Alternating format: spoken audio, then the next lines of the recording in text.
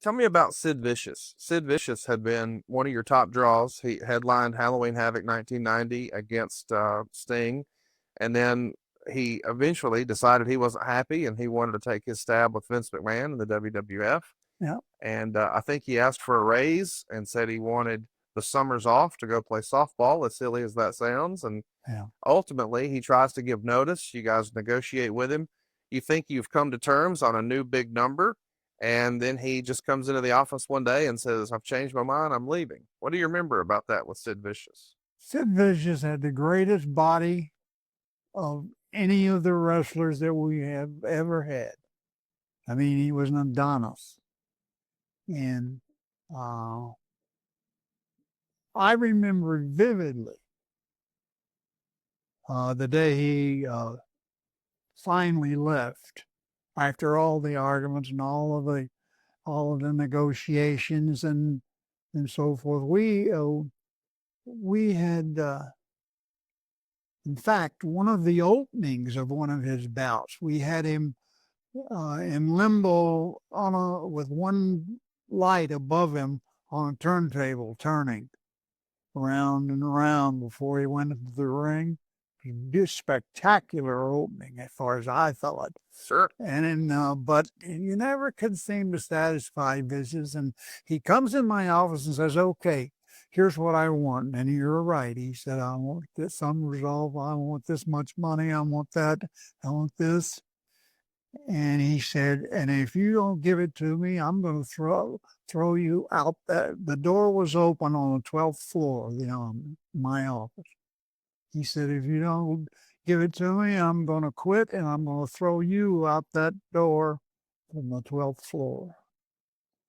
And I said, "If I can get to the pistol I have in my briefcase right there before you throw me out, I will blow your head off." And he turned around and left. That was the end of Okay. Welcome to the wrestling business, right? it. My goodness. Did that happen a lot at Pizza Hut? Pardon? Did that happen a lot at Pizza Hut? People try to throw you out of windows? No. Luger was another tough hombre to deal with. Luger's wife, who was built like Luger, uh, had a lot to do with his decisions, and I can't fault that. I mean, they were married, they were happy, and whatever. But uh, I always seemed to end up negotiating with her rather than him. And I finally just, we didn't consider Lex wasn't the greatest wrestler in the world by any stretch of the imagination. So we didn't figure him as a integral part of what we were doing. So those things happen. A black wreath of black roses Well, was delivered Cornette. to the office from Cornette. No. You had had a big blow up with him, or I guess he had one with Ole and quit.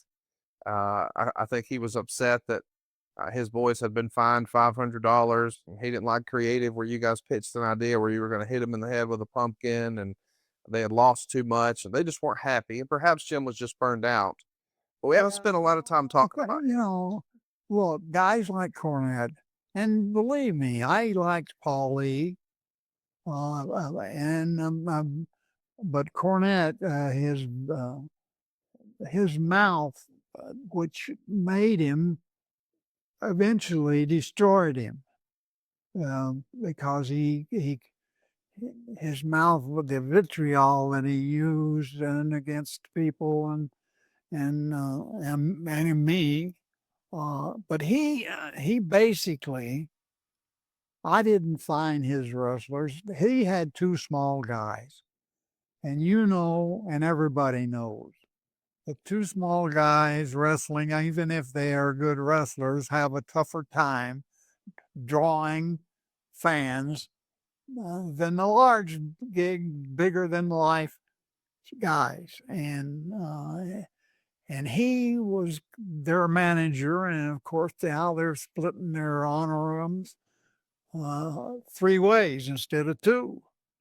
So there was a lot of give and take on the side of that. But I uh, I didn't find his wrestlers, but I did say, look, either you can't have any more money.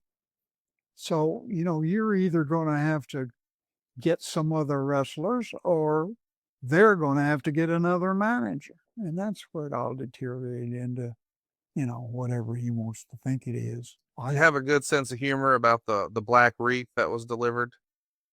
Yeah, I thought it was funny. Well, talk to me about the Flair contract because it feels like that comes to a head in July.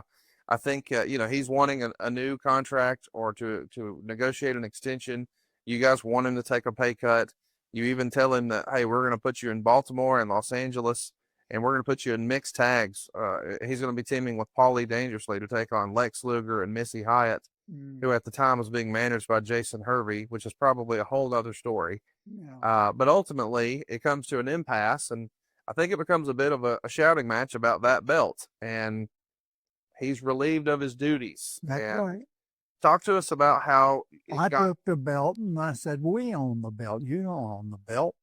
And he said, "I'm the champion. I own the belt." And I said, "No, it's the belt. It's the NWA's belt."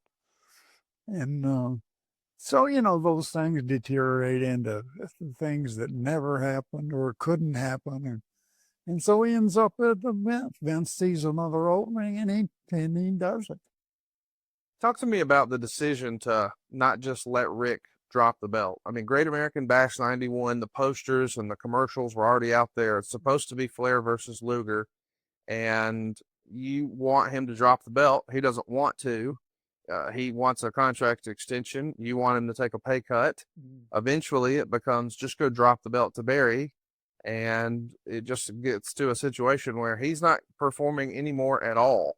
What was the reason for the divorce between World Championship Wrestling and Ric Flair? Did you ask him to take a pay cut, or were you just not willing to extend his current deal?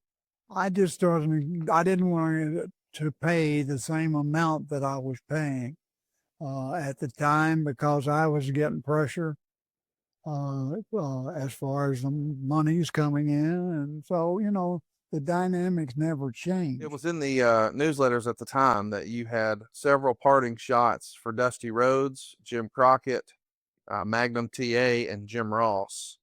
What was your beef with those Well, guys? I think one of the things that I said was, you four guys gave me no support, and I resented it, and that's fine. You go through life representing wrestling, and that's the way it is. So, I was kind of, finally happy to get out of there, I think.